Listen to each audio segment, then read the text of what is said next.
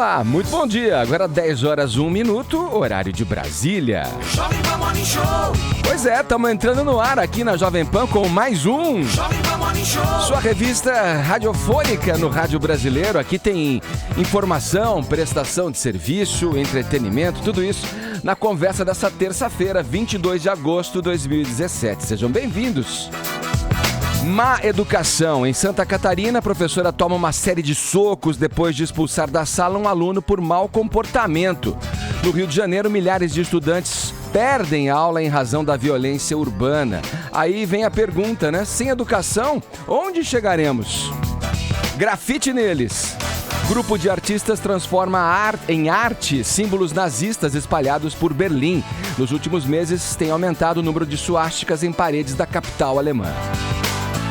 Tudo junto e misturado. Reforma política, privatizações, a situação da Venezuela e também nos Estados Unidos, o terrorismo na Europa. Tome uma aula, e sem pagar nada, viu, com o nosso convidado de hoje, o doutor em ciência política e professor de relações internacionais, Christian Lochbauer. Esses são alguns destaques do Morning que tá só começando. Bom dia, Paulinha. Vamos divulgar nossa hashtag para os ouvintes? Pois é, bom dia. Sabe que eu tô feliz de receber o Christian aqui, porque não tá fácil de entender as coisas. Eu, por exemplo, fiz uma cola hoje só para lançar a hashtag. Muita variante, né? Não é? Olha, por exemplo, a respeito da reforma política, são 1000 opiniões e ideias, né? O ministro Barroso fala em distrital misto, Temer fala de semipresidencialismo, o Maia fala de parlamentarismo e um sem número de raposas fala em quem? Distritão! Né? Não tá fácil de entender. É por isso, meus amigos, que vamos com a hashtag Informe-se. Boa. Né? A gente precisa se informar muito, entender tudo isso para poder cobrar os políticos e votar melhor com consciência. Então vamos lá, a hashtag de hoje é Informe-se. Se a gente for para os assuntos mais comentados do Brasil, tem prêmio para vocês. Estou esperando aquele meme maravilhoso, aquele da Nazaré, né? Que ela fica, Nazaré Tedesco, fica olhando aquelas fórmulas meio perdidona. Sou meio eu na política. É isso. Tá certo. Olha, aqui pelo WhatsApp, você interage com a gente também. Mensagens de áudio ou vídeo, você manda pra gente aqui pelo 11 931 17 1009. Vamos abrir espaço à polêmica aqui no nosso WhatsApp, tá bom? Sabe por quê? O Vini vai trazer aqui pra gente uma treta entre as apresentadoras Patrícia Bravanel e Fernanda Lima. Olha só, as duas não podem ser convidadas pra mesma festa, não. E o motivo? Lhe pergunto, Silvião, você sabe? Sou eu mesmo. É você mesmo. O comportamento do senhor aí, né? Daqui a pouco o Vini conta essa história pra gente. Eu quero saber aqui dos nossos ouvintes o seguinte: o Silvio, quando vai lá e fala algo preconceituoso, machista, merece um desconto, hein? O que vocês acham? Suas falas podem ser consideradas meras brincadeiras? Dê a sua opinião. 11 931 17 1009 é o nosso WhatsApp em mensagens de áudio ou vídeo também. Tá valendo, tá bom? Estamos aguardando a tua participação aqui, a tua interação pelo nosso WhatsApp. No mais, convido você a dar uma visitada no nosso perfil do Facebook. Se gostar, é só dar o seu joinha e se inscrever no nosso canal no YouTube, youtube.com/morningshowjp. Além de acompanhar ao vivo essa nossa conversa diretamente aqui do Cubo Multicolorido da Jovem Pan, você também tem acesso a todas as entrevistas que já passaram aqui pelo Morning Show, tá bom? Todos convidados a passarem a próxima hora e meia colados aqui na Jovem Pan. Vamos abrir o noticiário falando sobre um episódio daqueles que ilustram a decadência da educação no Brasil, no nosso país. Ellen, quem é a professora? Vamos esclarecer e trazer para os nossos ouvintes o que ocorreu com a professora Márcia Fried, né? O que aconteceu com ela, Ellen? É uma professora... Bom dia. Bom dia, buenas. Se é que dá pra dar bom dia, pois né? Quando a gente começa com uma notícia dessas né? assim. Mas vamos tentar lá. Essa professora de língua portuguesa em Indaial, Santa Catarina, lá no Vale do Itajaí, em Santa Catarina. Ela estava dando aula ontem numa escola municipal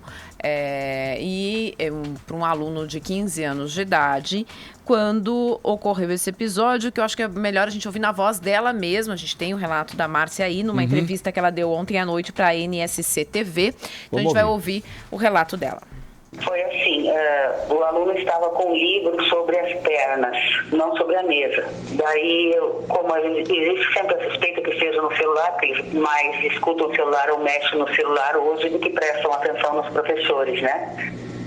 Aí eu pedi para ele, com delicadeza, inclusive usei as palavras por favor e por gentileza. Eu disse para ele, por gentileza, coloque seu livro sobre a mesa.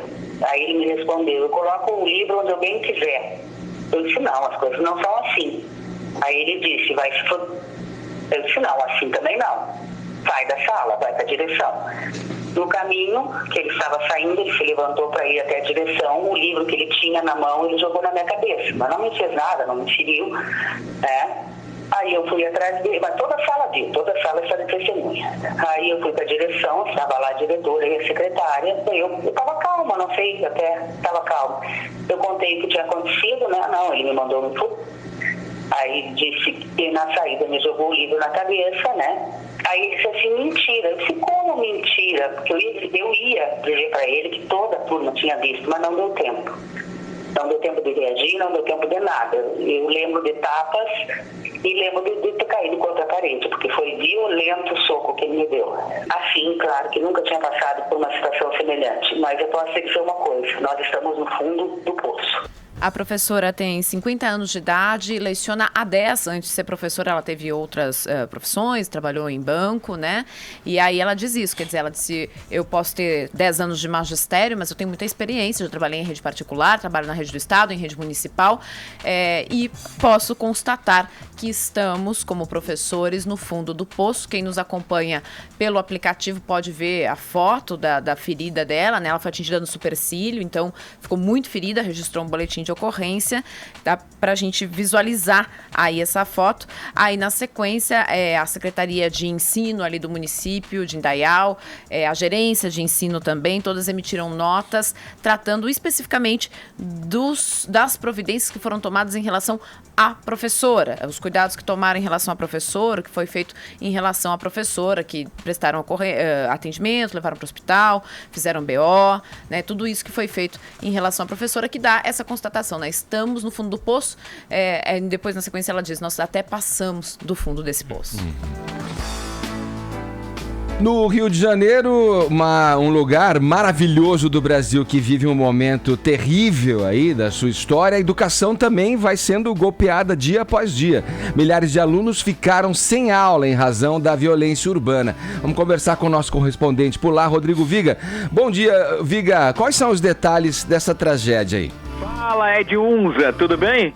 É de o quê? Unza. Unza? É aquele povo que vive entre a Índia e o Paquistão. Nossa, as mulheres cara. têm 40 anos e parece ter 15 anos. E o povo lá vive 120, 130 anos. Os caras tomam banho debaixo d'água. Caramba, já vou me adiantar então, porque a aula de geopolítica começa daqui a pouco aqui no Morning Show, meu. É de Unza, com H. Unza. Será que o povo lá é educado, Viga? Ah, com certeza. E sem dúvida alguma, a turma lá não envelhece com preocupação, viu? Na verdade, a média lá é 120 anos, viu? E eles tomam banho gelado, dizem que é banho de menos 20, menos 30 graus, rapaz. É isso que ajuda a conservar a aparência. Mas vivem num paraíso, numa verdadeira tranquilidade, o que a gente não pode dizer que é, neste momento, o Rio de Janeiro. Pelo contrário, o Rio de Janeiro vive momentos difíceis e complicados, meu caro Edgar. E a gente vem trazendo essas informações ao longo da nossa programação aqui da Jovem Pan. Sexta-feira da semana passada, recorde de alunos sem aula por conta da violência e da criminalidade. Foram cerca de 20 mil. A gente pensava que seria o recorde dos recordes, mas nesta segunda-feira, por conta de operações, conflitos e confrontos, nós tivemos nada mais nada menos, Edgar, do que mais de 27 mil alunos sem aulas aqui no Rio de Janeiro, espaços infantis, escolas, creches, unidades estudantis fechadas por conta desses conflitos, esses confrontos que são permanentes. Até aí, a gente torce para que seja uma coisa assim pontual, passageira, mas na verdade na comunidade do Jacarezinho, meu caro Edgar, fica na zona norte do Rio de Janeiro. Os problemas sempre se concentram aqui na periferia, ou zona norte ou zona oeste. Zona norte, onde estão as favelas, e na zona oeste, onde o Estado está ausente, na maioria das vezes, na maioria dos bairros. O que acontece? Houve uma reunião na noite dessa segunda-feira entre diretores de escolas e também representantes da Secretaria de Educação do Rio de Janeiro. E qual foi a decisão tomada, meu caro Edgar? Interrupção do ano letivo por tempo indeterminado. Imagina só, em 15 escolas, portanto, até que a situação se normalize no Jacarezinho, haverá 15 escolas sem aula por tempo indeterminado, ano letivo interrompido por conta da violência e da criminalidade, Edgar. Olha, é lamentável isso que acontece no Rio de Janeiro, né? A gente tem, não sei por que a gente não tem uma resistência a usar a guerra civil. O Rio de Janeiro vive uma situação calamitosa, onde agora a violência urbana tira da escola, que é o embrião de uma sociedade que se pretende construir de maneira sadia, saudável. Quer dizer, os alunos não podem ir à aula porque o fogo cruzado fica recheando o céu do Rio de Janeiro com aqueles foguetes todos, né? Edgar, e já foram várias as alternativas, sugestões, como diria o gênio conterrâneo da nossa gaúcha aí, Dunga, professor Dunga, né? Várias sugerências, né? Entre elas, aquela parede reforçada, com concreto reforçado nos muros das escolas. A outra sugestão é realocar as escolas, mas isso tem um custo gigantesco, é um momento de crise financeira para o estado do Rio de Janeiro. A mais recente também foi enterrada, que era tipo avisar previamente aos diretores, aos líderes das escolas sobre eventuais e iminentes operações policiais. Mas aí os professores levantaram o dedo e disseram não queremos esse tipo de informação, porque senão passaremos a ser pressionados e coagidos também pelos traficantes das nossas regiões dominadas aqui por bandidos e outras cocitas mais, meu caro Edgar. Milícias. Valeu, Viga, obrigado. As informações do Rio de Janeiro, dessa situação desastrosa. A educação de uma forma geral no Brasil vai mal, né? A educação de base, né? Muito se fala até das questões das universidades, dá-se muita ênfase às universidades, mas a educação de base mesmo, que vai transformar, e isso a um médio, longo prazo, é que fica em segundo plano, ainda mais quando se tem a interferência de atos violentos, assim, de milícias operando no Rio de Janeiro e em outros lugares do Brasil também, que acabam prejudicando uma situação que já é ruim. Augusto, a gente fala diariamente aqui no programa sobre a corrupção, né? E tem a corrupção como o principal problema do nosso país, né?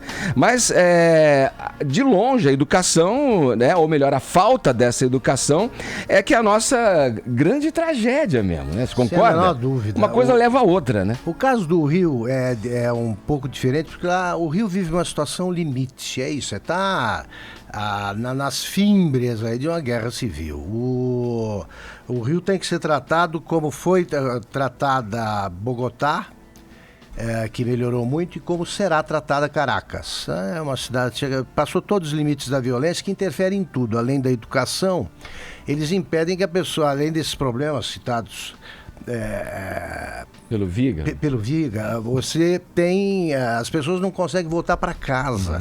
Tem que esperar que o tiroteio termine, etc. A taxa de ocupação dos hotéis, eu estava vendo, neste ano, ela está descendo a 48%. Isso aí leva à falência qualquer hotel. Então tem vários indicadores de que o Rio precisa ser tratado como uma zona de exceção, uma terra conflagrada sem governo. Já no resto do Brasil, a educação é um desastre, e eu já cansei de escrever o seguinte: se eu fosse candidato à presidência da República, por exemplo, meu plano de governo seria assim: prioridades. Primeira, educação. Segunda, educação. Terceira, educação. Quarta, educação. Quinta, educação. Aí me pergunto, e a saúde? Se você tratar prioritariamente da saúde, esquece a educação, você pode ter uma geração de bestas quadradas saudáveis. Se você cuidar da educação, no primeiro ano o cara já aprende que ele tem direito à saúde, que vem por consequência. No Brasil, a educação está atrasadíssima. O equipamento da sala de aula é parecido com o do século passado, e todos os países que deram grande salto econômico neste século passado, eles deram pelo caminho da educação. Exemplos, os tigres asiáticos. Então o Brasil ou trata isso aí como prioridade mesmo, ou vai ser um país que caminha em direção às cavernas, porque você regride. O que aconteceu em Santa Catarina era impensável há 30 anos. E os números no Rio de Janeiro, os números de mortos, se assemelham ao número de países que estão em guerra, de fato mesmo. Bom, a Alemanha, que jamais vai se esquecer de Adolf Hitler e do Holocausto, nos últimos anos está havendo o crescimento de uma expressão de ódio que remonta ao nazismo. Paredes de Berlim têm sido pichadas com desenhos da suástica, principal símbolo da ideologia nazista. Mas a arte pode salvar o mundo porque estão fazendo por lá, né, Paulinha, desse limão uma limonada, né, não? Não é verdade? Usando a criatividade e o humor para mudar essa triste realidade estampada nos muros. Inicialmente de Berlim, essa ação aí, que tem sido chamada Paint Back, começou em maio do ano passado e foi a ideia do Ibo Omari, que é filho de imigrantes libaneses, é dono de uma loja de tintas e também promove aí atividades culturais voltadas para crianças, disseminando a cultura hip hop. Então a ideia dele foi a seguinte: acha a suástica, conversa com os donos do imóvel, né? Se for no muro de uma casa, alguma coisa assim, e pergunta se pode fazer uma intervenção artística. E aí vai do artista mudar aquele símbolo para um desenho, e o resultado é muito bacana. A gente tem um vídeo aí com algumas dessas transformações, então da suástica para, por exemplo, um egípcio assim na lateral, para um coelhinho e para outras figuras bastante bem-humoradas, coloridas e muito mais próximas do que o grafite quer, né, Ed? Sim. Porque o que o cara fala é que assim, ele considera que até foi um abuso usar o grafite para disseminar o ódio, né? O grafite que é uma arte inclusiva e que tá aí para trazer um brilho, né, para a cidade, muito mais do que para zoar ou disseminar o ódio. Paint Back, vocês podem pôr aí nas redes sociais, na hashtag, vocês conseguem ver fotos. E também o vídeo tá lá no meu blog para você conferir. É isso, né, Ed? Sim. A arte a favor do que tem que ser. Criatividade, amor, e não essa coisa horrorosa que é a disseminação do ódio, né? Boa. Vamos lá, falar de televisão agora. Depois de menos de 4 meses desempregado, o jornalista Luiz Ernesto Lacombe, ex-Globo, arrumou uma nova casa e vai voltar ao ar, hein? Conta pra gente essa novidade, Vini. Já te dei bom dia ou não? Bom dia, Edgar. Assinou o contrato com a Bandeirantes, migrando do jornalismo esportivo para o entretenimento, né? Mas o entretenimento também voltado aí um pouquinho ao esporte. Ele vai apresentar, Edgar, o reality show Hexatlon Brasil, que é um reality de resistência que vai reunir celebridades do mundo esportivo e também atletas amadores. Esse programa será gravado na República Dominicana, estreia no dia 18 de setembro, serão 3 meses em que ele vai ao ar e 20 participantes ficarão no local. 10 participantes deste meio esportivo, aí, celebridades do meio esportivo, e 10 participantes amadores, mas que também são atletas, né? Serão 2 equipes aí com 10 pessoas, e o vencedor que resistir a esses 3 meses vai ganhar um prêmio de R$350 mil.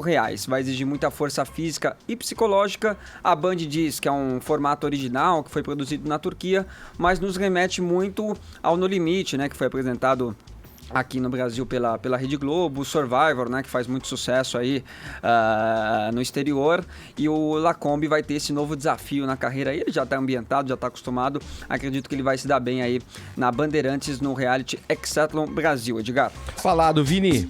Vamos lá, só para variar, né? O noticiário tá efervescente, né? Os deputados brasileiros vão discutir parte da reforma política. O presidente Donald Trump anunciou um plano para o Afeganistão. Temos novos dados aí sobre os protestos na Venezuela. Enfim, haja tempo, né? E filtro também, para a gente entender todas essas complexas questões, né?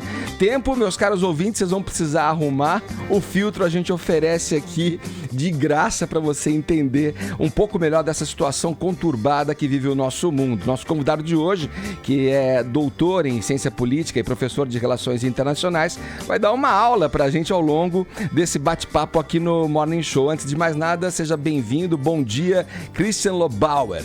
Tudo bem? Prazer estar aqui com você. Bom te receber aqui, seja bem-vindo ao Morning Show. Aliás, é sempre bom ouvir, né, os seus comentários, suas explanações, porque você tem aí no didatismo o forte dos seus vídeos, dos seus comentários, né, pra gente entender de uma forma simplificada mesmo um problema que não é fácil, né? A gente vê assistindo os seus vídeos isso pela internet, fica fácil notar. Vamos abrir o nosso papo passando um trecho desse vídeo, o Christian, para a gente dividir com os ouvintes que nos acompanham aqui pela internet, pelo YouTube.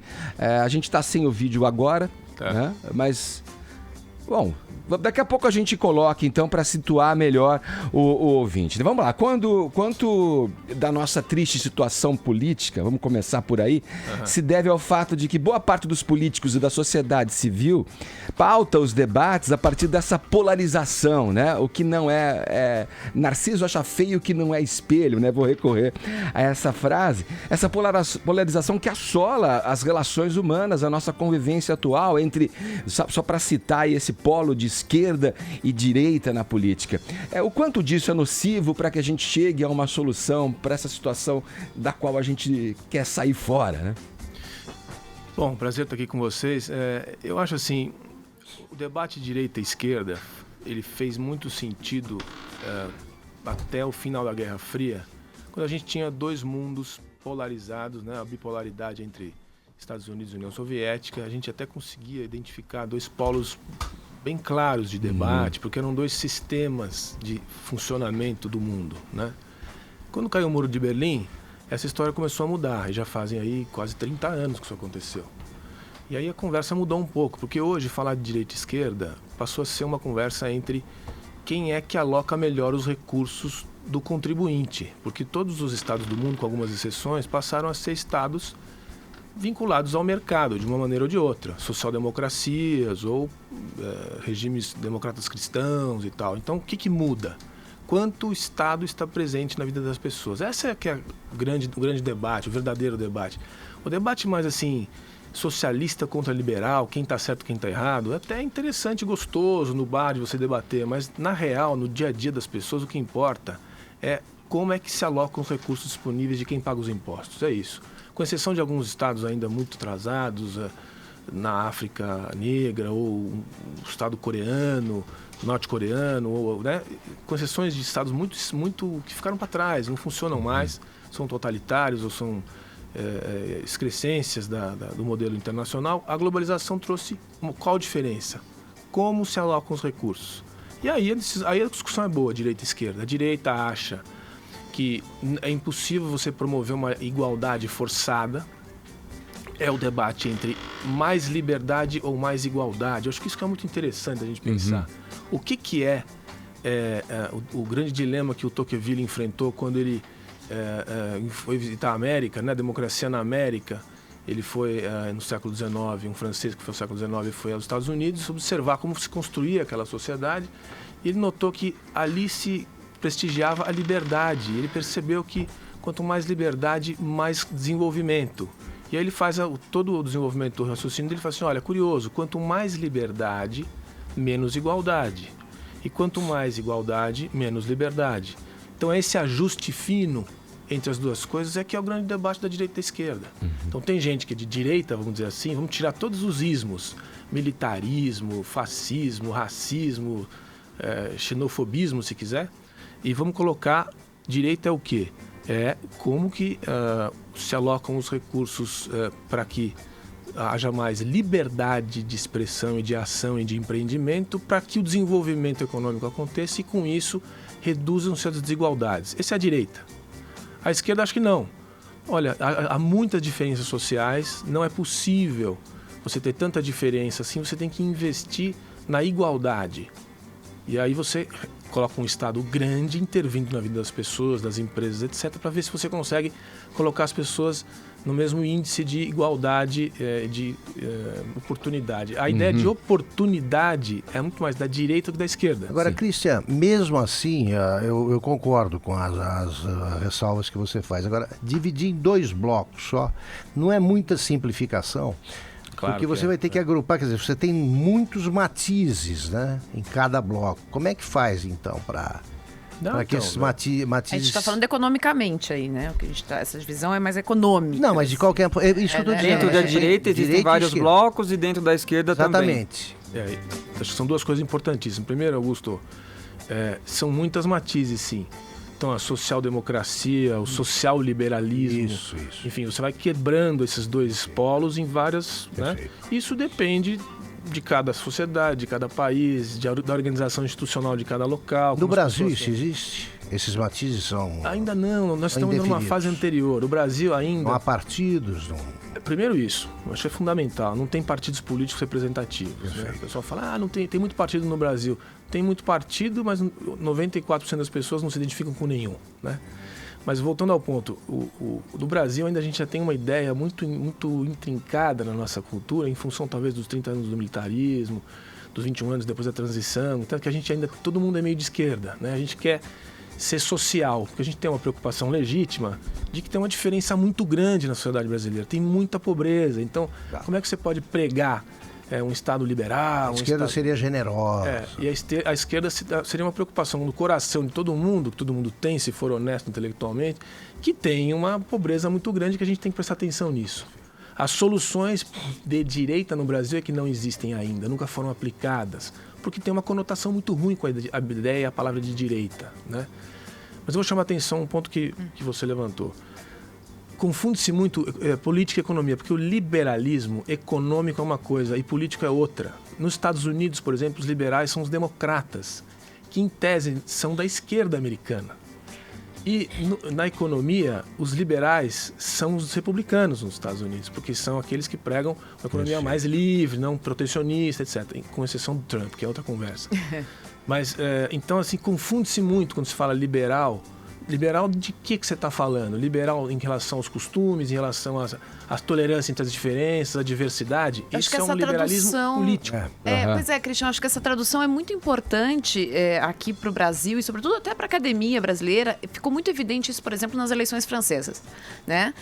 Quando a gente começou a falar de eleição francesa e ouvir os acadêmicos sobre as eleições francesas, aí a gente vinha e dizia assim, bom, Marine Le Pen é extrema-direita. Mas quando você olhava a proposta econômica da Marine Le Pen, né, não era uma proposta econômica que se encaixava numa economia ligada a essa liberdade. Não, era um Estado grande, Agora, em termos de costumes, sim, ela tinha um conservadorismo. E o Macron, o oposto. Então, só que parece que se queria moldar, e a academia brasileira tem essa sensação, que é colocar naqueles moldes que era de esquerda, direita lá, né? O que está acontecendo aqui? A gente parou no tempo, a gente não consegue ter essa flexibilidade acadêmica. O que acontece aqui, Christian? Eu acho que no Brasil a gente tem um problema sério mesmo para modernizar, para relaxar um pouco o debate, porque a gente tem uma... É primitivismo. A gente está muito atrás, porque a nossa formação acadêmica, inclusive a minha, vem da USP, por exemplo, né? Então, os meus professores foram aqueles que estiveram nas barricadas de Paris, né? Para quem não sabe, em 68 teve manifestações importantes no mundo inteiro. Uma boa parte da intelectualidade brasileira importante, que escreveu, que pensou, em que governou o Brasil, até uma parte do Brasil recente, estava lá em 68. Fernando Henrique era professor lá em Paris. Fernando Henrique ainda é uma geração um pouco para trás dos meus professores. Na verdade, os meus são 15, 20 anos a menos do que o Fernando Henrique. Eu sou de 68. Eu também não tenho a idade do Fernando Henrique, mas eu sou da geração de 68. Justamente. E essa geração... Entrei na faculdade sempre. Inclusive, Augusto, os jornalistas também do seu gabarito fizeram parte dessa intelectualidade. Exatamente. Alguns fizeram uma crítica do momento e da história, viveram e tiveram que se adaptar ao mundo. Outros não. E a gente então educou e educa ainda nas escolas de elite brasileira, na formação do colegial hoje, ainda muita coisa dessa cabeça das barricadas de Paris. A gente não se modernizou no ensinamento. A gente tem que dar bibliografia para a moçada ler e ela escolher o que ela quiser. A gente não está fazendo isso no Brasil. A gente não ensina, a gente não dá bibliografia de todas as matizes de pensamento econômico e político. E aí fica uma coisa muito meio boçal, meio superficial, meio besta. Para cada gabeira você tem 1 milhão de pessoas que continuam estacionadas em 68. E aí fica uma discussão meio desigual, meio superficial. E o mundo está acontecendo lá fora. Isso que é o mais assustador. Toda a elite brasileira que pode ter estudado nos Estados Unidos. Você tem essa sensação de que a gente está retrocedendo intelectualmente? Está parada. Não, eu tenho a sensação do seguinte, o que está acontecendo no Brasil é uma perversão tão grande que quem pode estudar, paga para estudar em escolas caras privadas, inclusive nas universidades, já. Porque o modelo é tão invertido que o rico tem a escola privada no começo e depois vai para a universidade pública. Sim. Só que a pública também já não está entregando. Então está indo para onde? Para a INSPER, para a GV, etc. Sim. Então, rico está estudando e pobre não está. E rico, acho que caiu meu som aqui, não? Tá. E rico, agora, quem pode, a gente está educando os nossos filhos hoje para estudar fora. É isso aí. Ele tem BI na escola, no BI, que ele já está tendo aula em inglês e português. Para que você está fazendo isso? Porque você quer mandar ele embora. Por quê? Porque aqui você não quer que ele estude mais no Brasil. Por quê? Isso é um desastre para o Brasil. Cristian, deixa eu voltar um pouco na tua menção a respeito desses modelos, né? Da diferença dos modelos, né? O modelo que tem o Estado como a base, o modelo que tem o neoliberalismo, a liberdade e tal, o mercado regulando essas coisas, né? A impressão que se tem, de uma maneira geral, é que a esquerda envelheceu, né? A esquerda, ela ficou presa nesses pontos que vocês estão colocando aqui. A direita, de alguma forma, é vista por essas questões também ligadas a uma associação direta à ditadura militar, tal. A esquerda, nessa ideia, ela já nasceu velha e a esquerda envelheceu. No teu modo de enxergar, qual seria a saída para isso? Quais são as questões e as áreas em que o Estado deveria abraçar e tomar conta e falar, não, isso aqui eu tenho que garantir ao povo brasileiro. E o que deveria estar na mão da iniciativa neoliberal? Eu acho assim, no caso brasileiro, o Brasil é um país peculiar, porque é muito grande, tem diferenças muito grandes entre as regiões, entre as sub-regiões, etc. O que o Estado deveria fazer no Brasil, na minha opinião, modesta opinião, tem gente que diverge, muita gente diverge. O Estado deveria focar em educação, saúde e segurança. Só. O Estado não tem que administrar empresa, nem de petróleo, nem de nada, nem de eletricidade. Aliás, ontem a gente viu, hoje, né? Hoje. Eletrobras. Isso é uma revolução, né? Positiva. Finalmente nós vamos entrar nessa conversa. Já era para ter entrado nela há 30 anos atrás. O Estado não tem que administrar empresa. Ainda mais um Estado como o nosso, tão carente de tantas coisas. Ele tem que focar na educação. E olha que a educação não tem que ser esse mastodonte que ele é. Tem que ser um modelo de privilegiar as crianças. Porque a grande sacada do desenvolvimento é o seguinte: você deixa todo mundo nas mesmas condições na largada. Todas as crianças no Brasil deveriam sair iguais, filha do bilionário e filha do mais humilde, todos iguais. Com 10 anos de idade são todos iguais, pode soltar porque todo mundo se vira. Então, mais nesse país, as pessoas já se viram sem ter, imagina se tivessem. Então, assim, essa é a primeira pergunta. Como fazer isso? Grande dificuldade, mas essa é a primeira ideia. Saúde não dá para deixar tudo na mão do governo também, na mão do privada também. Tem que ter uma política de saúde, inclusive porque saúde não é só hospital e médico. Saúde é aprender a escovar o dente. Saúde é você ter esgotos e águas. Quer dizer, saneamento é saúde, tá certo? Então, saneamento, antes de ter uma política pública combinada, né? E depois segurança. Segurança é uma coisa assim, a segurança do Estado. Isso, o Estado tem que cuidar das fronteiras, a política externa, né, do nosso território. Isso é uma questão de Estado. Política externa, não tem como privatizar a ordem pública. Política Estado tem que... Política de Estado. E a segurança interna, que é a polícia. Tem que ter ordem. Ninguém pode fazer o que quiser. Então isso é Estado. O resto tem que te soltar. Solta que o Brasil vai, que ninguém segura. Perfeito. A gente está conversando aqui com o cientista político Christian Lobauer, professor de Relações Internacionais aqui, Ciência Política. Daqui a pouco a gente retoma essa conversa importante para a gente ter nessa manhã de terça-feira aqui no Morning Show. Agora 10 horas 35 minutos, horário de Brasília. Silvio, tá tudo bem? Comente. Salvo-conduto. Tem salvo-conduto. Manda aí sua mensagem pelo nosso WhatsApp 11 931 7009. Pode ser em áudio ou em vídeo. Estamos aguardando o seu comentário. Daqui a pouco a gente ouve, tá? De volta aqui a nossa conversa, estamos hoje com o doutor em Ciência Política e professor de Relações Internacionais, Christian Lobauer. Professor, eu tenho a impressão que por mais que tentemos trazer esses assuntos relacionados à política, que a academia tente elucidar essas questões relacionadas à reforma política, é uma confusão tremenda aí para fazer com que as pessoas entendam, né? Porque que o cidadão entenda o que está acontecendo. O jogo de interesses é fortíssimo, são muitas opiniões, muitos conceitos relacionados a esses assuntos. Tem o presidente Temer aqui, só para ilustrar aqui, falando em semipresidencialismo. Tem o ministro Luiz Roberto Barroso falando em voto distrital misto. Tem o presidente da Câmara falando em parlamentarismo. E as chamadas raposas aí, né, da política favoráveis ao tal do distritão, né? O brasileiro está muito familiarizado com esses termos, né? Todos os brasileiros. Todos eles. Claro. É como futebol, sabem tudo. Queria que você jogasse uma luz sobre isso aí, pra gente entender melhor tudo o que tá acontecendo. Olha, primeiro eu quero dizer que política é um negócio legal.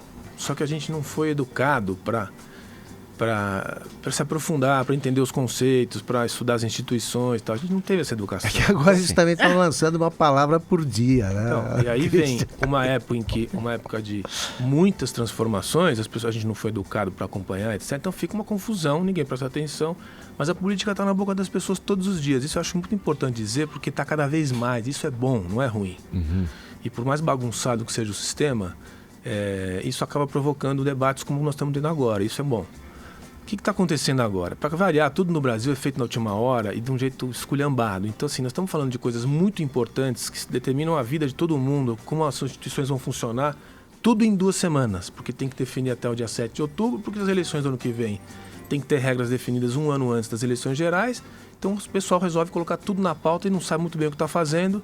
É uma irresponsabilidade, algumas coisas são feitas deliberadamente para virar confusão, balão de ensaio para tirar o foco da conversa, outras é por confusão mesmo. Quer dizer, e com expressões misteriosas, né, Cris? Que a imprensa não traduz, que ninguém, eles próprios não traduzem, o pessoal não sabe o que é isso. O sujeito vem com, por exemplo, para começar, semipresidencialismo, né?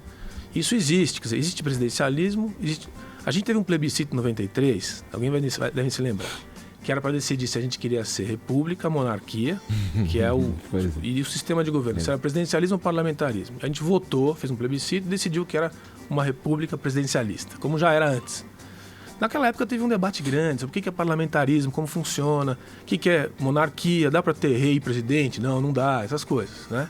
Continua a mesma coisa. Se a gente chega e fala hoje em semipresidencialismo, tem que explicar para as pessoas o que nós estamos falando. Claro. O que é isso?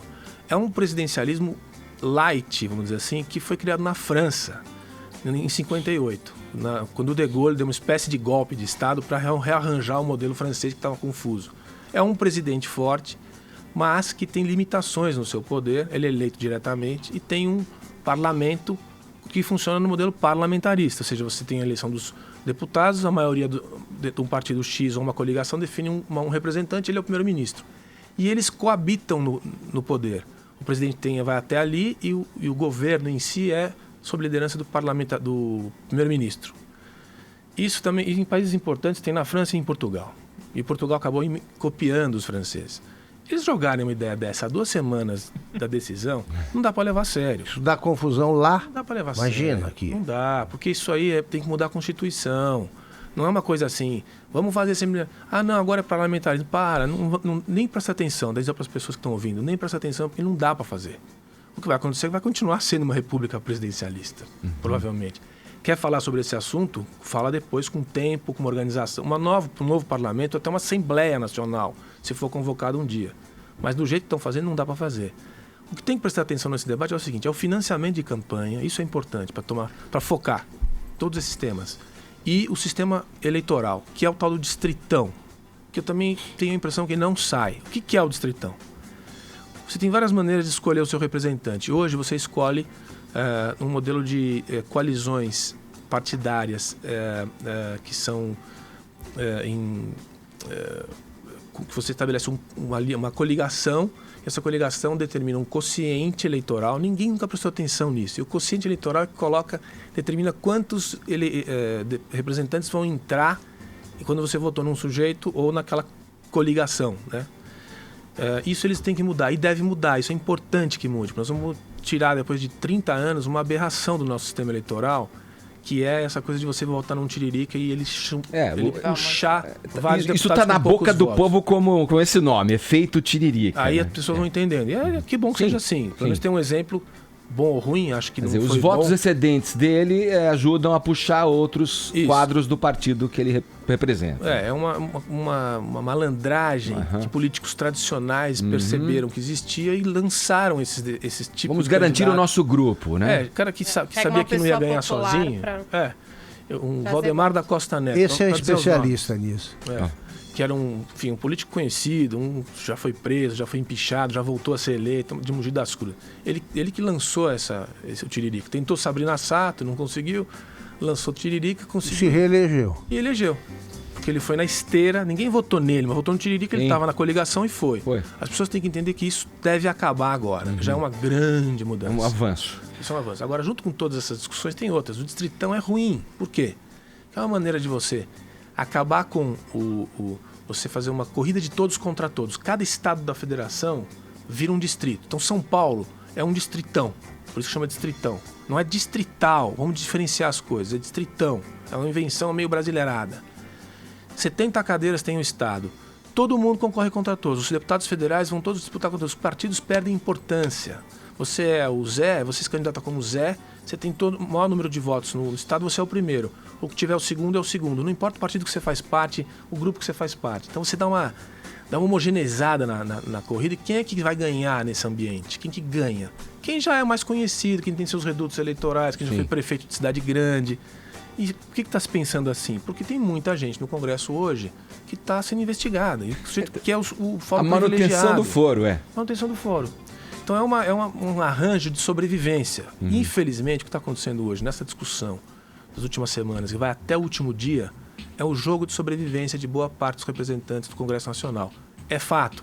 Ontem mesmo a gente foi num debate no Estadão, estava lá um senador que disse isso. Falou, isso que está acontecendo, infelizmente. As pessoas têm que entender. E não há muito que a gente possa fazer, porque a gente não está lá dentro. Eles estão eleitos, eles vão definir o jogo, as regras do jogo, nas próximas semanas. Então, infelizmente, deve acontecer alguma coisa. Eu acho que o distritão, no final, não passa no Senado, mas é um palpite que eu tenho. E, finalmente, o financiamento. Isso eu acho que é o sensível do jogo. Nós, sociedade, fizemos a seguinte decisão há um ano e meio atrás. Não pode mais empresa financiar campanha política.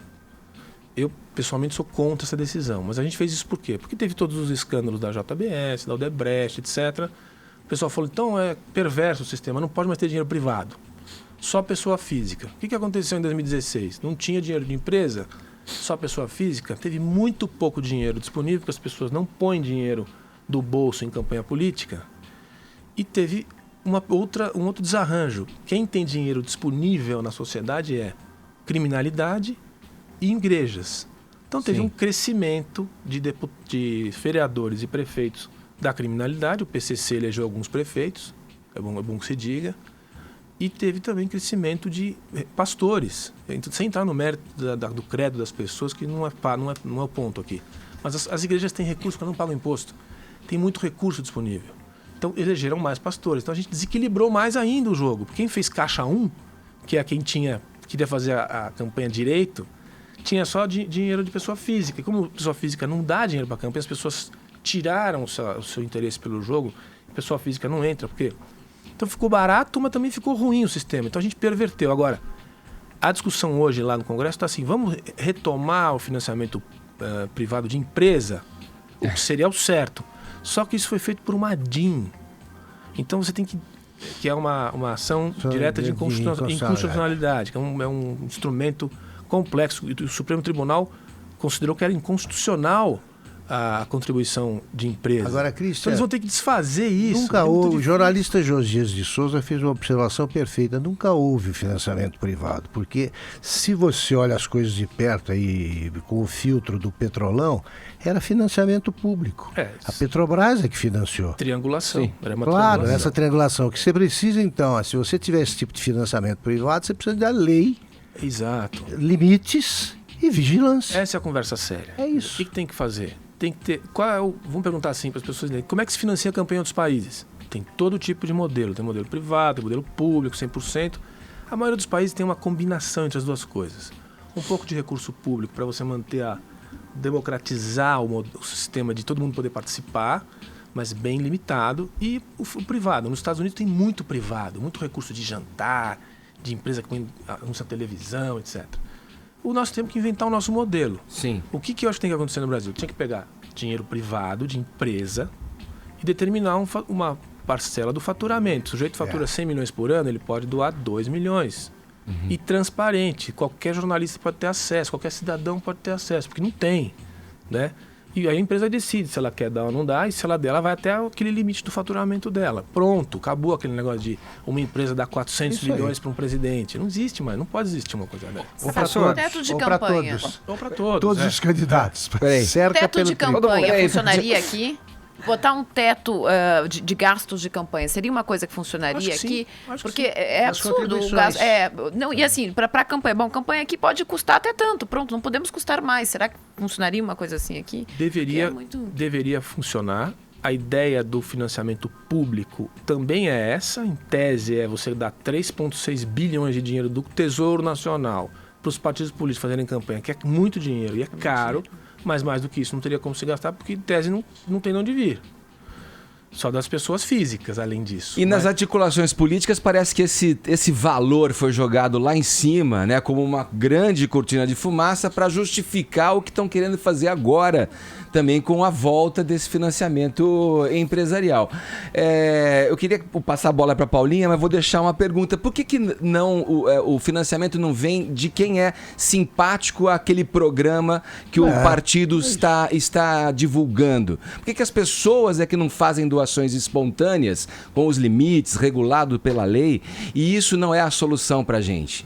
Não seria o ideal isso? Não, se você perguntar a minha opinião, é exatamente isso que devia ser, assim como vai ser agora nos sindicatos. Se Deus quiser, vai acabar a contribuição compulsória dos sindicatos e as pessoas vão contribuir com os sindicatos se quiserem. Quem tem afinidade, quem acha, quem acredita e quer... Ele presta um serviço bom? Presta. Então eu ponho. Se ele não presta um serviço, eu não ponho. Acabou. Partido político, idem. Devia ser assim.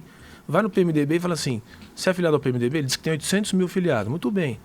Pergunta para os 800 mil, você gosta do PMDB? Está indo muito bem? Está muito bem. Então tá bom, então coloca aí R$1.000 seu na conta. Pronto. Se é 800 mil, são 800 milhões para a campanha. Sim. Tá bom. Fala, Paulinha. Eu queria saber o seguinte, muita gente fala que o brasileiro vota errado. E do jeito que tá, que a gente nem sabe mais, se tem alguém que tá limpo nessa história, parece que votar virou cilada, que qualquer pessoa que a gente vota, quando chega lá, tá tudo errado. O que é que a gente pode fazer para começar a votar melhor? Puxa, essa é difícil, porque assim, eu também... às vezes eu acho que vota errado, às vezes eu acho que não vota errado, entendeu? Acho que, na maioria das vezes, acho que votou certo. Vamos pensar o seguinte, eu não votei no presidente Dilma, mas se a gente tivesse eleito o presidente Aécio, talvez a gente tivesse uma situação pior hoje. Então, a história A gente tentou votar certo. a história tem mostrado que é muito quase que lógica, às vezes, a reação das pessoas quando votam em alguém. Para nós aqui, mais elitizados, a gente não entende. Mas para as pessoas que estão ali no dia a dia, né, estão passando duro, que a maioria das pessoas absolutas, elas não votaram errado. Sempre entendeu? tem explicação. Tem uma explicação muito sempre. lógica. É fácil pra se entender o Por que resultado. votava-se no Maluf, por que votavam, né? É isso aí. Agora, então é meio relativo isso. Agora, o quadro de oferta é muito ruim no Brasil. Eu sempre digo que o nosso Congresso, o pessoal fala, o Congresso representa o Brasil. Não acho. Eu acho que o Congresso é pior do que a sociedade. Porque o nosso sistema de representação é muito ruim. Há muito tempo. Ele é desigual. Um voto em São Paulo vale 10 vezes menos do que o voto em Roraima. Né? Não deveria ser assim. Aqui tem muito mais gente, aqui tem muito mais pujança. Deveria ter muito mais representatividade no Sudeste do que tem no Nordeste e assim por diante. Tem um processo de empurraram durante todas as constituições, inclusive 88, uma subrepresentação do Sul e uma sobre-representação do Norte, do Nordeste, sem preconceito com as regiões, mas que é desigual. Então você não tem uma representação mais equânime da sociedade. E o modelo também de não ser distrital, e aí sim a gente pode até voltar nesse tema se tiver tempo, quer dizer, a distância do eleitor para o eleito é muito grande. Você distritalizando, que é uma história antiga, também você aproxima, sim, o eleitor do candidato. A gente está conversando aqui, ouvindo aqui o professor de Ciência Política e de Relações Internacionais, Christian Lobauer. Daqui a pouco seguimos nessa conversa, agora 6 minutos para as 11, horário de Brasília. Jovem Pan Morning Show. Paulinha tem um recado pra gente agora. Fala, Paulinha. Eu vou falar agora. Peraí, eu vou segurar o Augusto aqui, vou pôr uma mordaça nele por um É que eu faltei, ó. O programa continua, né? Quando eu falto, eu falo mais no dia seguinte. Vamos lá, porque chegou a sua hora de virar milionário. Chegou a sua vez de ganhar R$1 milhão. Participe da promoção Johnson & Johnson Domingo em Família. Procura aí na internet, promoção da Johnson. Viu só? Compra lá qualquer produto participante, cadastre no site da promoção e pronto. Você já está concorrendo. Só lembre de guardar o cupom fiscal, hein? Promoção Johnson & Johnson Domingo em Família. Cadastre-se agora mesmo para ser o próximo milionário. Eu quero! Agora 11 em ponto, horário de Brasília. Jovem Pan Morning Show. Jovem Pan Morning Show. Essa é a promoção da Johnson. Uma promoção da Johnson pra família. São R$10.000 todo domingo e R$1 milhão chegando pra mudar sua vida. É a promoção da Johnson. A promoção do milhão da Johnson. A promoção da Johnson. A promoção do milhão da Johnson.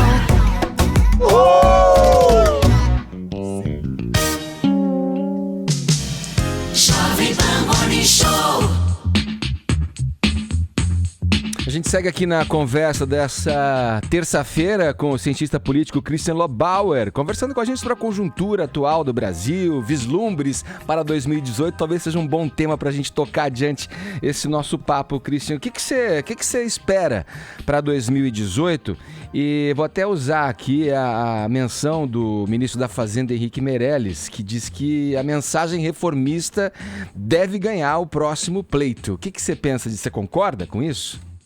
Concordo, porque é uma necessidade vital. Sem reformas, esse país, nem sei dizer o que vai acontecer com o Brasil. Quer dizer, tem que ter reformas profundas que estão aí na pauta, já estão atrasadas. A da Previdência se não fizer nada, em 2021, todos os recursos arrecadados de impostos federais vão ser gastos em Previdência. Não vai ter nenhum tostão para o hospital, nem para a escola, em 2021, ou seja, amanhã.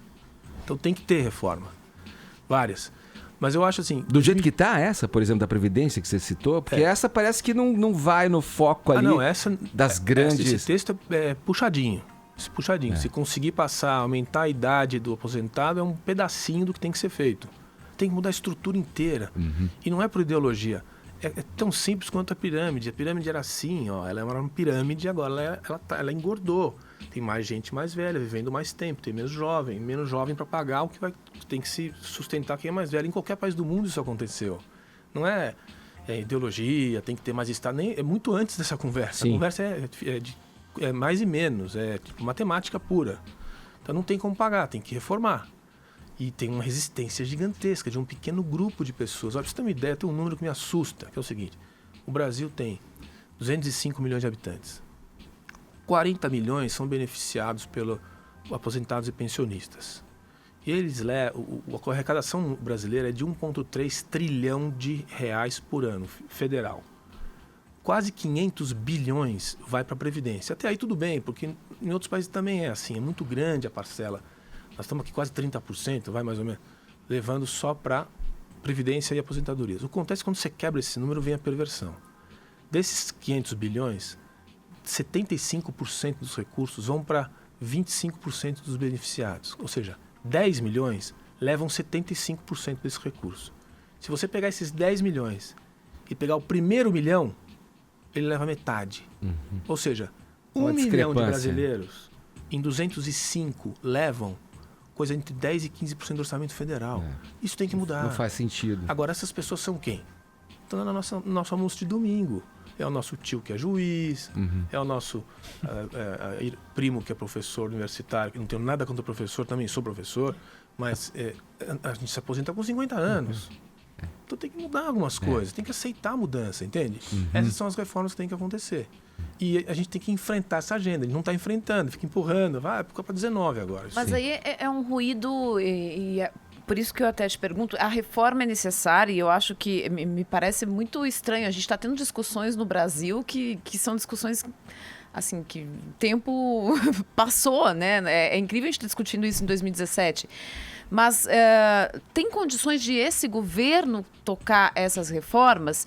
Pergunto, primeiro por causa do descrédito, do descaso com esse governo, né? Depois daquele vazamento do áudio da JBS, é realmente preocupante com um governo desse toque isso. E depois, porque há um problema evidente de comunicação desse governo. Por exemplo, quando o presidente Temer diz que está em constante estudo uma reforma e reanálise aí de imposto de renda, né? O que imediatamente se vazou na imprensa? Vai aumentar o imposto de renda. Quando, na verdade, todo mundo sabe que o que está em estudo é um imposto para aquela faixa de pessoas que é muito pequena, que ganha acima de R$22 mil e que não vai atingir a maior parte da população e que se fala de distribuição de renda. Mas o governo não consegue nem explicar isso. Né? Então, dá para se tocar isso? Seria melhor país tocar isso com esse governo ou, de repente, esperar 2018 e, vamos conversar com a população, um governo eleito, que todo mundo concorda, com pautas que todo mundo concorda? Eu acho que a tendência é que aconteça isso que você falou. Como esse governo foi perdendo a capacidade de fazer reformas, ele começou até, com todos os problemas que ele tem, ele começou fazendo coisas que o governo anterior não conseguiu fazer em 12 anos. Ele começou a fazer a reforma trabalhista, é uma realidade. É uma vitória da sociedade que tenha havido essa mudança. Porque é importante que se diga, os trabalhadores não perderam nenhum direito. Está tudo garantido na Constituição. O que se fez foi flexibilizar as regras, o que foi muito bom, porque o Brasil e o mundo mudaram. O universo do trabalho mudou. A gente estava baseado numa regra muito dura de 1942. Então, é importante. Conseguiu fazer, só que aí veio as delações, veio aquela gravação, piorou muito a situação do governo. Ele fica se autossustentando até o final, mal e porcamente. Então é muito difícil você levar um congresso a fazer mudanças radicais e importantes. Acho que vai acontecer isso que você falou mesmo. Vai acabar esse governo fazendo mudanças cosméticas e vai chegar em 19, quem ganhar vai ser obrigado a fazer alguma coisa muito grande. E aí vem a pergunta anterior. O que vai acontecer ano que vem? Essas eleições, Edgar, são as mais importantes da história da República recente e talvez a mais importante do século, eu diria. Porque dependendo do que acontecer ano que vem, nós vamos ter muito problema. A gente não pode ter radicalização, não pode ter mais populismo, tem que eleger, seja lá quem for. Eu acho que vai ser o universo aqui, por isso que eu falei alguns dias atrás, aí centro-direita, o pessoal ficou bravo. Quem disse que o Alckmin é de direita? Deixa de lado essa conversa de direita e esquerda, como a gente estava falando aqui. Vamos dizer, vai ganhar, deveria ganhar, e acho que vai ganhar no Brasil, quem tiver nesse núcleo de centro-direita, que é o quê? Que não é mais PT, nem Lula, nem Marina, nem Ciro Gomes, etc. Também não é Bolsonaro. É esse universo mais conservador, que quer estabilidade e que tem um miolo, assim, uma média de Congresso Nacional, que consegue agir junto e que vai conseguir fazer essas reformas por obrigação, não é porque Mas quer. alguém consegue se eleger no que vem, por exemplo, sendo claro e dizendo, eu vou fazer uma reforma da Previdência? Porque o Brasil não pois é, vai conseguir falar isso na campanha no Brasil? Acho que chegou a hora. Quem falar vai levar. Fala, Augusto. Entre as reformas discutidas existe a cláusula de barreira. Você faz a cláusula de barreira que vai exigir que o partido atinja determinado número de votos, no número X de estados, etc. Vai tornar um pouco mais complicada a existência de partidos com direito a fundo partidário, etc. Você faz parte de um partido novo, que tem esse nome, Partido Novo. Exato.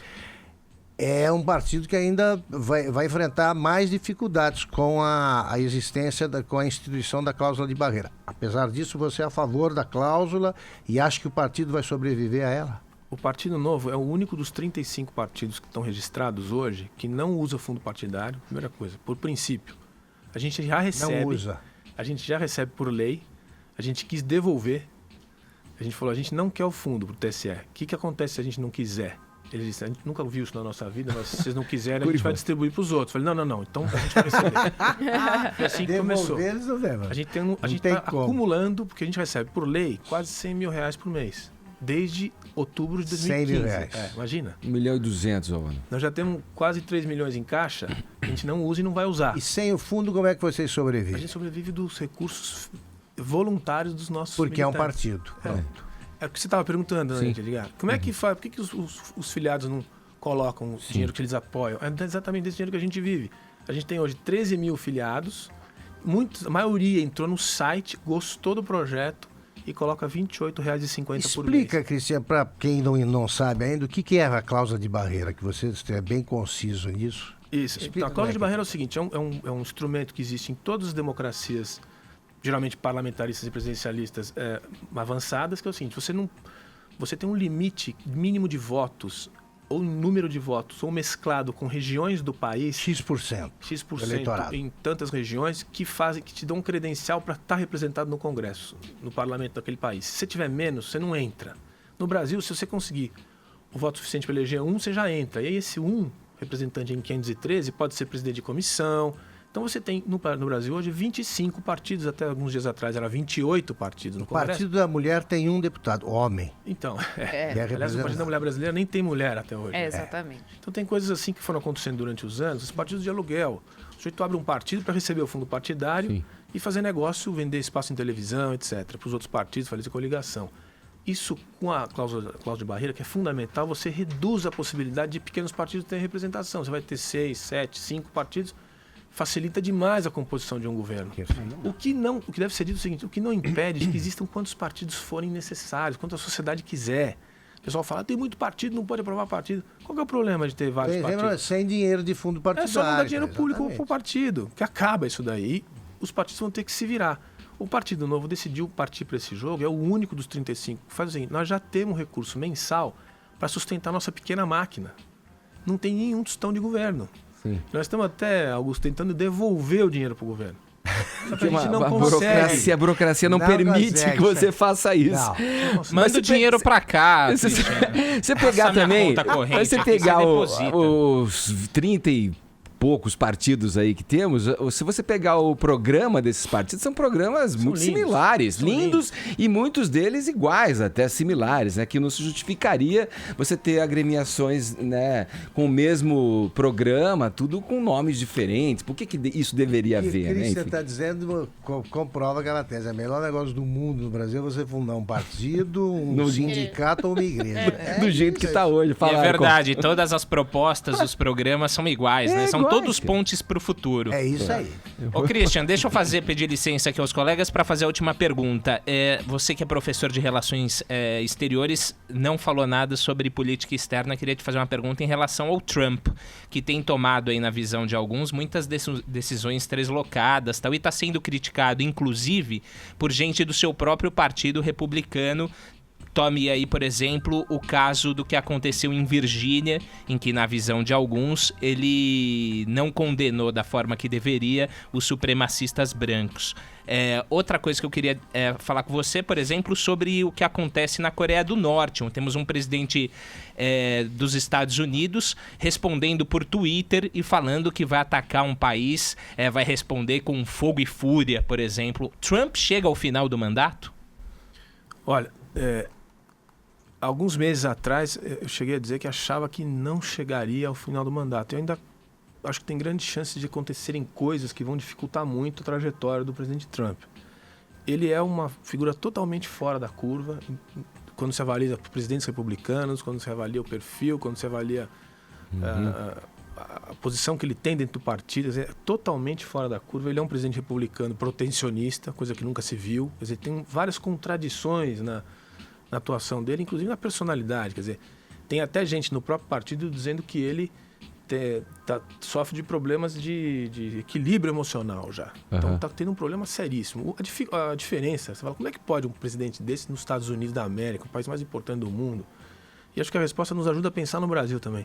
Porque o governo lá não é tão importante quanto é no Brasil, por exemplo. O governo americano tem muito pouco, menos nas devidas proporções, muito menos interferência na vida do cidadão e das empresas e das pessoas e das instituições. Você diz porque lá a coisa está arrumada já tá tudo, a sociedade... Sistema de freios e contrapesos.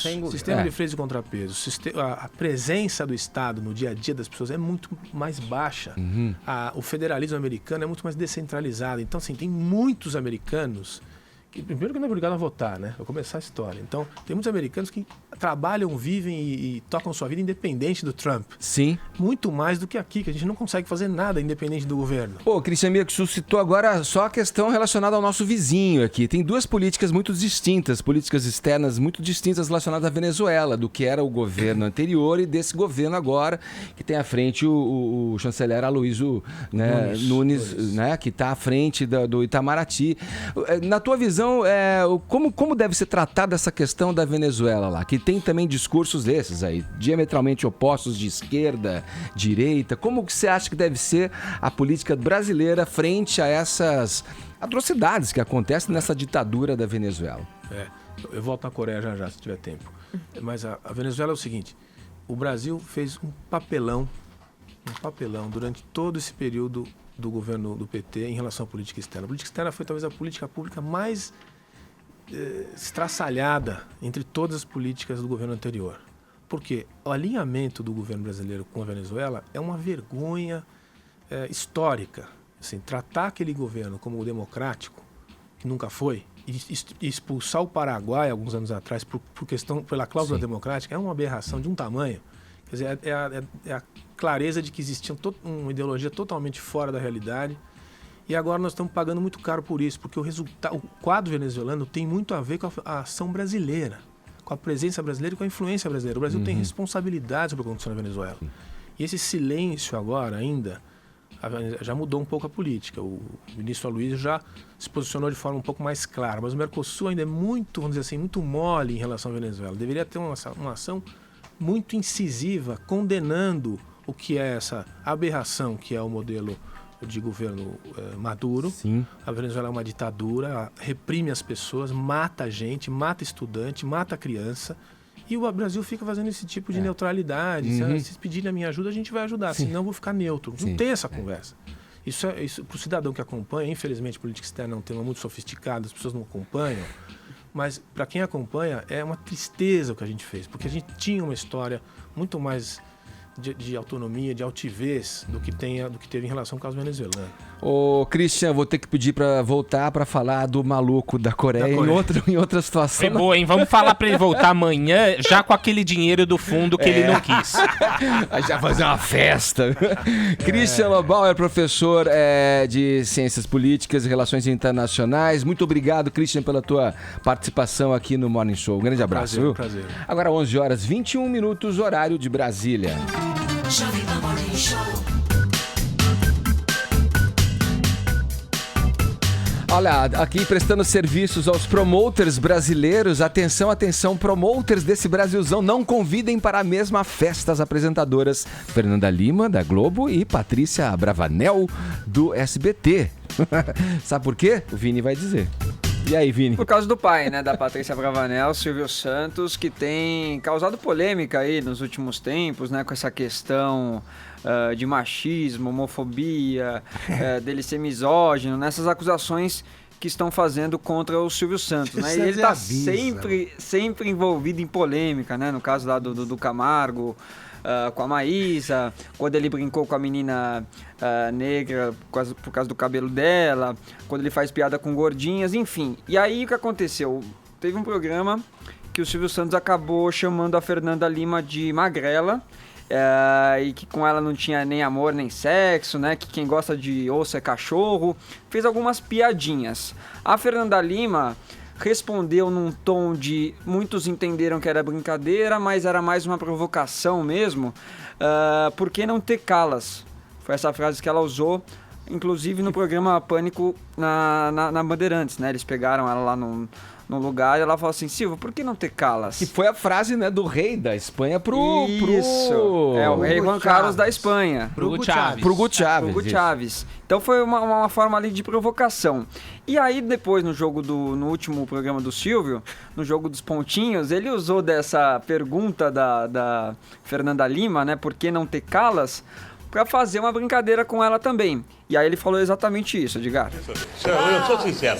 Deixa eu ver. É essa aí? É bonita. Eu gritava. É bonita. Ah, não é de jogar fora, não. Ela é bonita. Se ela não souber fazer amor e sexo, eu vou ensinar ela. Ela é casada, quem é o marido dela? Deixa eu ver. Ah, é lindo o marido dela. Esse aí? É um cara bacana mesmo. Ele é artista? Eles são lindos. Olha só. Esse é o casal? Lindos. Não, mas ela tá. Ela agora melhorou um pouco, né? Porque naquela foto que eu vi, ela estava muito magra. Agora ela tá é melhor. magrinha. Ela é da Globo, é? É. Tem 2 filhos? Como é que você sabe? Porque é fofoqueiro. E esse rapaz é o marido dela? Rodrigo Hilber, é isso? Pois é, Fernanda, eu vou me calar, mas não vou me calar agora. Eu vou fazer uns 10 programas só falando de você. Nossa, lá. Não vou me calar, né? E aí, a Fernanda Lima voltou a falar sobre o Silvio Santos depois dessa frase aí dele, né? Ela foi perguntada lá pelo programa TV Fama e dessa vez ela falou com um tom mais firme, né? Criticando aí as brincadeiras do Silvio, que na verdade para ela são brincadeiras perigosas. São aquelas brincadeiras que a gente fala brincando certas coisas, mas que podem causar consequências muito graves, né? E são dessas brincadeiras, são justamente dessas brincadeiras que eu resolvi provocar o Silvio, né? Isso não é um confronto de maneira nenhuma. Porém, quando eu falei pra ele por que não te calas, na verdade eu não tava brincando, eu tava falando sério sobre as brincadeiras que ele faz, porque eu acho que às vezes o Silvio, ele, apesar de ser quem ele é, né, é uma pessoa com a importância que ele tem, com a trajetória que ele tem, eu acho que muitas vezes ele perde a oportunidade por ele ser uma voz que pode combater todos os tipos de opressão a minorias políticas. Não tem o menor problema que falem o que quiserem de mim. Eu só acho assim que nós, como mulheres, deveríamos refletir, nos unirmos e não aceitarmos mais esses tipos de brincadeira, porque essas brincadeiras são muito ofensivas e essas brincadeiras têm consequências muito cruéis e a gente sabe muito bem do que a gente está falando, né? E depois até nessa entrevista ela falou sobre os outros casos, né, das piadas do Silvio com gordinhas, com o cabelo da menina que era negra, enfim. E aí ela também reproduziu no Instagram dela um texto da jornalista Mili Lacombe na Folha de São Paulo, que é um texto chamado Ajuda a Gente, Silvio, onde a jornalista diz que as palavras do Silvio podem gerar opressão e que esse discurso em um auditório pode parecer inofensivo, mas que nas ruas ele pode ser fatal, sobretudo quando se trata de um comunicador alçado pelas mulheres, e que esse machismo é um machismo vestido de piada jogado ao ar como as notas de R$50 que ele oferece à plateia. Essas são as palavras da jornalista Mili Lacombe nesse texto. Ajuda a gente, feminina, né? Silvio, a plateia feminina. E quem defende o Silvio dessas acusações de machismo diz exatamente isso, né? Não, mas como machismo se ele tem uma plateia só formada por mulheres, sou um cara que sempre... minhas colegas de auditório. Minhas colegas de auditório, né? Que sempre respeita muitas mulheres. Colega de trabalho. As colegas de trabalho também, as funcionárias, né? Que ele tem um respeito muito grande. Essas são as defesas ao Silvio. E aí, neste post que a Fernanda Lima fez no Instagram, sabe quem comentou? Patrícia Bravanel, filha do Silvio Santos. E disse assim, ó: Nossa, Fernanda Lima, estou com a maior preguiça de você. Qual sua intenção? Querer aparecer? Pode deixar, vou parar de te seguir, mas não me aguentei. Preguiça master, tudo é um mimimi. Mais leveza, pediu Patrícia Bravanel, filha de Silvio Santos, para a Fernanda Lima. E essa é uma discussão que vem de um tempo. O João Vicente de Castro também, né, quando foi no Porchat, humorista do Porta dos Fundos, também falou que achava o Silvio Santos machista, misógino, homofóbico. Para outros é mais brincadeira do Silvio. Enfim, é uma polêmica, né? Vamos. O pessoal tá perdendo tempo. Aparece a bisavó do almoço da família, começa a falar coisas, não fala coisa com coisa, e a família discute seriamente o que tá acontecendo. É bisa, pô. A Ellen não concorda com isso aí, não. Augusto, a Ellen não acha isso aí, não. Fora do baralho, você acha que vai influenciar a opinião pública? Fala, Ellen. Estão tratando seriamente, aí ele vira sério. Ele gosta da polêmica, né? Coisa séria. E aí, Ellen? Isso ele é rei mesmo. Tem 1 minuto, vocês têm 1 minuto pra finalizar. Vai lá. Vai. 30 segundos. acaba comigo. Não acaba. Eu respeito você, mas eu discordo educadamente. Eu tô achando de você. que ele fala uma bobagem. É uma grande bobagem que ele fala, e o grande problema é que ele usa do fato de estar velho, né, e de ser quem é e a figura que é, como desculpa. Não é desculpa. Justamente por ser quem é, por todo mundo reconhecê-lo como ele é que é sério, e se torna mais sério sim. Ele tem um grande público, ele tem uma grande respeitabilidade, e é sério, gente. Ele é muito mais esperto do que parece. Eu acho que ele já não é uma pessoa gaga como muitos podem justificar, assim. Não é isso, né? Então é sério sim, é complicado uma pessoa assim. E se ele tá gaga, então que saia do ar. Agora, se ele continua no ar, então não dá pra continuar falando desse tipo de coisa, né? Então tem que dar um freio aí. Tá falado. Olha, a gente se estendeu no papo aqui com o Christian, muito legal, por sinal, o papo sobre política com o Christian Lobauer aqui no Morning Show. A gente tem um tempinho pra ouvir aqui nessa reta final. Não tem, então vamos embora. Um só. Vamos Galera do Morning Show, aqui quem fala é o Heberto Lima, de Recife, Pernambuco. E minha opinião sobre o Silvio é que tem que levar na brincadeira. Não liguem, galera, porque ele só tá brincando. Faça que nem o Danilo Gentili. Ele chamou o Danilo Gentili de viado e o Danilo Gentili levou na brincadeira. Aí, Augusto, esse daí concorda com você. Ele acho que, tipo, o Silvião pode falar e tudo certo. Bom, vamos ficando por aqui. Amanhã a gente volta a partir das 10 da manhã aqui na Jovem Pan. Beijo pra todo mundo. Muito obrigado pela audiência e é isso aí. Não vai esquecer, amanhã 10 da manhã a gente tá aqui, hein? Obrigado pelo prestígio e pela audiência. Tchau. Morning Show.